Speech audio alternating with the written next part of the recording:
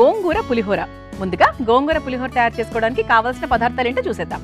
గోంగూర పులిహోర తయారు చేసుకోవడానికి కావాల్సిన పదార్థాలు: నూనె 2 టేబుల్ స్పూన్లు, జీడిపప్పు కొద్దిగా, పల్లీలు 1/2 కప్పు, ఆవాలు 1/2 టేబుల్ స్పూన్, జీలకర్ర 1/2 టేబుల్ స్పూన్, ఎండుమిరపకాయలు 4, మినప్పప్పు 1 టేబుల్ స్పూన్, శనగపప్పు 1 టేబుల్ స్పూన్, పసుపు చిటికెడు, ఇంగువ చిటికెడు, పచ్చిమిరపకాయలు 4, కరివేపాకు కొద్దిగా, గోంగూర 2 కప్పులు, చింతపండు గుజ్జు 1/2 కప్పు, ఉప్పు తగినంత, ఉడికించిన దంపుడు బియ్యం 1 కప్పు, కొత్తిమీర కొద్దిగా.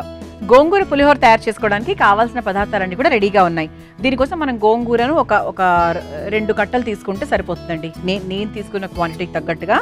ఎందుకంటే గోంగూర చాలా రిచ్ ఇన్ ఐరన్.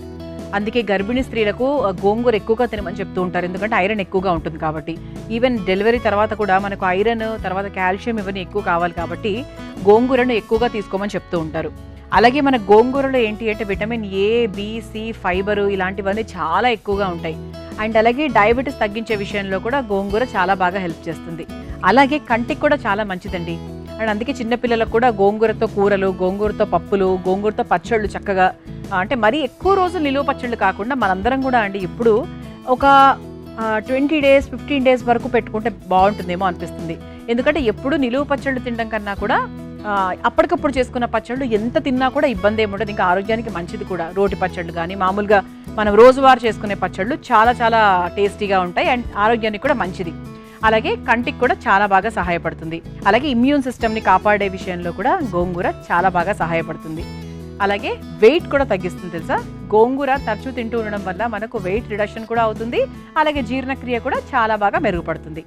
మరి ఈ రోజు అటువంటి చక్కటి గోంగూరతో మనము దంపుడు బియ్యాన్ని ఉపయోగించి ఒక పులిహోరలాగా తయారు చేసుకోబోతున్నాం. అంటే పులిహోర అంటే పోపు అది వేస్తున్నాం కాబట్టి దాన్ని పులిహోర అంటున్నాం అనుకోండి. మీరు ఇంకా కొంచెం పాలిష్డ్గా చెప్పుకోవాలి అనుకుంటే గోంగూర రైస్ అని కూడా అనొచ్చు కదా. ఏదన్నా అంటే మన ఇష్టం అనమాట. ఇప్పుడు పులిహోరను కూడా లెమన్ రైస్ అంటారు కదండి, అదే విధంగా. అయితే ముందుగా మనం ఏం చేద్దామంటే స్టవ్ వెలిగించేసుకుందాం. బాండి వేడైపోయింది కాబట్టి ముందుగా కాస్త ఆయిల్ వేసుకుందాము.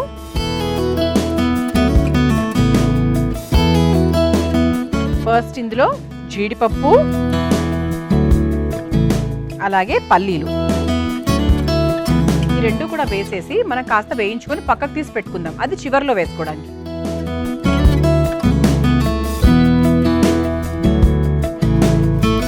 అంటే పల్లీలు మెత్తబడిపోకుండా అలా కరకరలాడుతూ ఇవి పైన రావడానికండి, అంతే, అంతకన్నా ఏం లేదు. అంటే కొంతమందికి ఏంటంటే పులిహోరలో పల్లీలు, జీడిపప్పులు ఇవన్నీ కరకరలాడుతూ ఉంటే ఇష్టం, మెత్తబడిపోకుండా. సో అలా కావాలి అంటే పల్లీలు అనేవి చివర్లో వేసుకోవాలి.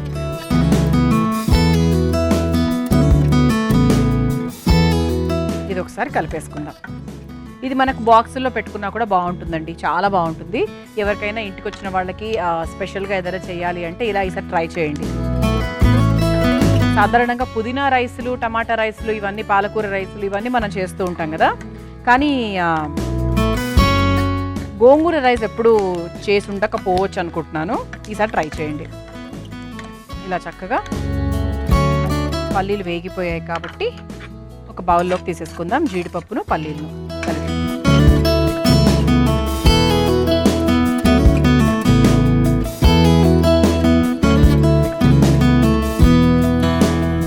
ఇప్పుడు ఇదే బాండీలో కావాలంటే ఇంకొంచెం నూనె వేసుకుని, ఇందులో కొంచెమే వేసానండి ఇంతకుముందు. సో ఇంకొంచెం మనం నూనె వేసుకొని ఇక పోపుకు కావాల్సినవన్నీ కూడా వేసేసుకోవచ్చు. అందులో ముఖ్యంగా ముందుగా ఆవాలు,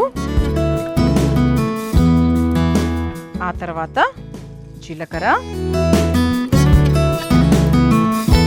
ఆ తర్వాత ఎండుమిరపకాయలు ఒకసారి కలిపేసుకుందాం. ఆ తర్వాత ఇందులో మినప్పప్పు.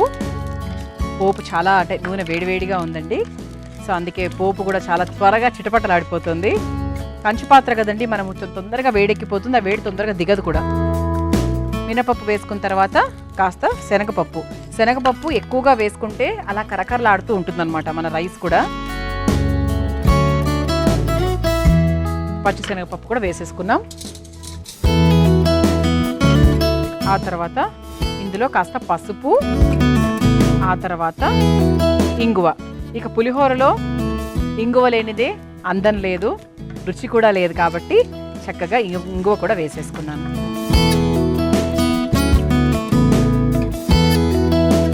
ఆ తర్వాత పచ్చిమిరపకాయలు,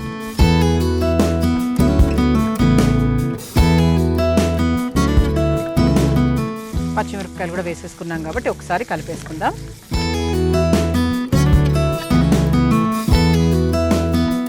ఆ తర్వాత కాస్త కరివేపాకు కూడా వేసేసుకుందాము. కొత్తిమీర మనం చివర్లో వేసుకోవచ్చు.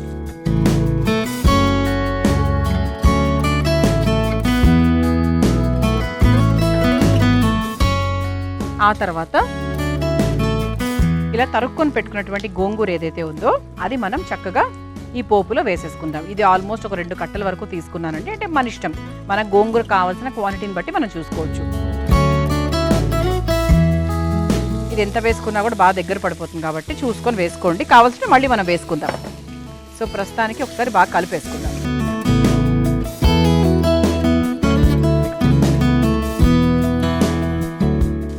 చూసారా, నేను ఎంత గోంగూర మొత్తం బాండి నిండా వేశాను, కానీ చాలా దగ్గర పడిపోయింది.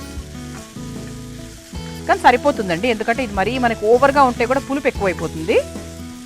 నేను తీసుకున్న క్వాంటిటీకి అయితే సరిపోతుంది.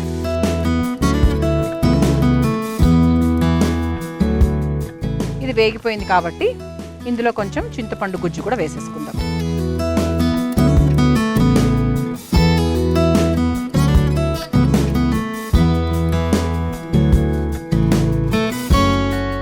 ఇంతవరకు మనం ఉప్పు వేయలేదు కదండి, ఇప్పుడు కాస్త ఉప్పు వేసేసుకుందాం.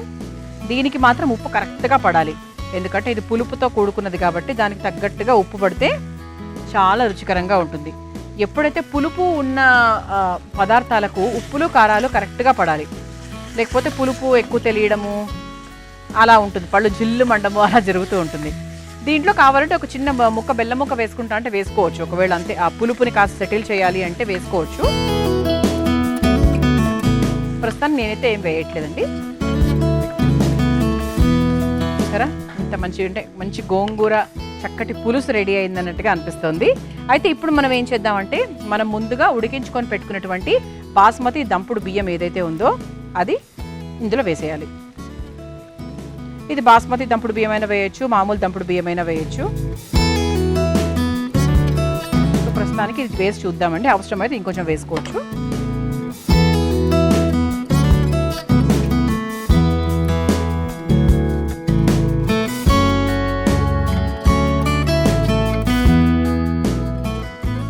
బాగా కలిపేసుకుందాం. దీంట్లో కొంచెం ఆ చిరు తేమ ఏదైతే ఉందో అది పోయేంత వరకు చక్కగా మనం ఇలా ఒకసారి ఫ్రై చేసుకుని ఒక 5 నిమిషాల పాటు ఇలా వదిలేస్తే ఏంటంటే చాలా త్వరగా ఈజీగా మనము ఈ గోంగూర పులిహోరను తయారు చేసుకోవచ్చండి. అండ్ దీంట్లో ఏంటంటే మనకు ఈ గోంగూర పప్పు వీటిలో కన్నా కూడా ఇలా తినడం వల్ల గోంగూర ఎక్కువగా వెళ్తుంది. మీరు ఇంత కప్పు పులిహోర తిన్నారంటే దాంట్లో అట్లీస్ట్ ఇంత గోంగూర మనకు ఉంటుంది. గోంగూర కూరలో తింటే ఎంతైతే మనకు వెళ్తుందో దీంట్లో కూడా అదే విధంగా వెళ్తుందన్నమాట. ఇప్పుడు మనం ఏం చేద్దామంటే,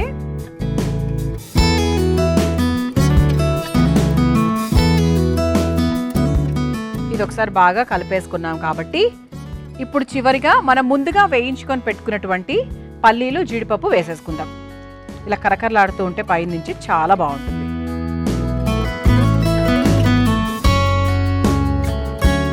చివరిగా కాస్త కొత్తిమీర.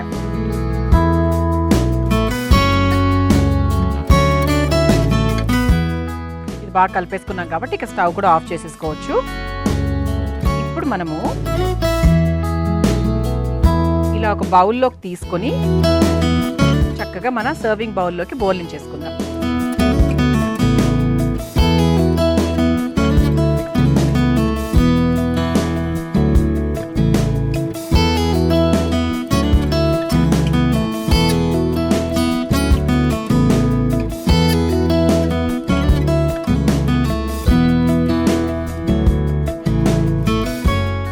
దీన్ని ఒక ప్లేట్లోకి తీసేసుకుందాం.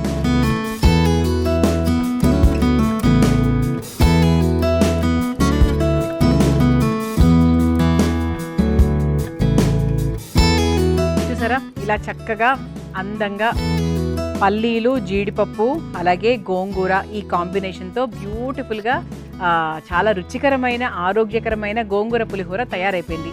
మరి మీరు తయారు చేసుకోవాలనుకుంటే గోంగూర పులిహోర తయారు చేసుకోవడానికి కావాల్సిన పదార్థాలు, తయారు చేసుకునే విధానం మరొకసారి చూసేయండి. గోంగూర పులిహోర తయారు చేసుకోవడానికి కావాల్సిన పదార్థాలు: నూనె 2 టేబుల్ స్పూన్లు, జీడిపప్పు కొద్దిగా, పల్లీలు అరకప్పు, ఆవాలు అర టేబుల్ స్పూన్, జీలకర్ర అర టేబుల్ స్పూన్, ఎండుమిరపకాయలు 4, మినప్పప్పు 1 టేబుల్ స్పూన్, శనగపప్పు 1 టేబుల్ స్పూన్, పసుపు చిటికెడు, ఇంగువ చిటికెడు, పచ్చిమిరపకాయలు 4, కరివేపాకు కొద్దిగా, గోంగూర 2 కప్పులు, చింతపండు గుజ్జు అరకప్పు, ఉప్పు తగినంత, ఉడికించిన దంపుడు బియ్యం 1 కప్పు, కొత్తిమీర కొద్దిగా. గోంగూర పులిహోర తయారు చేసుకునే విధానం: ముందుగా స్టవ్ వెలిగించి బాండీలో నూనె వేసి వేడైన తర్వాత అందులో జీడిపప్పు, పల్లీలు వేసి వేయించుకొని ఒక బౌల్లోకి తీసుకొని పక్కన పెట్టుకోవాలి. ఇప్పుడు అదే బాండీలో నూనె వేసి అందులో కాస్త ఆవాలు, జీలకర్ర, ఎండుమిరపకాయలు, మినప్పప్పు, శనగపప్పు, కాస్త పసుపు, ఇంగువ, తరిగిన పచ్చిమిరపకాయలు, కాస్త కరివేపాకు, గోంగూర వేసి దగ్గర పడేంత వరకు వేయించుకోవాలి. ఇప్పుడు ఇందులో చింతపండు గుజ్జు, సరిపడా ఉప్పు వేసి కలుపుకొని ఆ తర్వాత అందులో ఉడికించుకున్న దంపుడు అన్నాన్ని కూడా వేసుకొని బాగా కలుపుకోవాలి. ఇప్పుడు అందులో ముందుగా వేయించుకొని పెట్టుకున్న జీడిపప్పు, పల్లీల మిశ్రమాన్ని కూడా వేసి చివరిగా కొత్తిమీరను వేసి కలుపుకొని ఒక సర్వింగ్ బౌల్లోకి తీసుకొని సర్వ్ చేసుకుంటే గోంగూర పులిహోర రెడీ.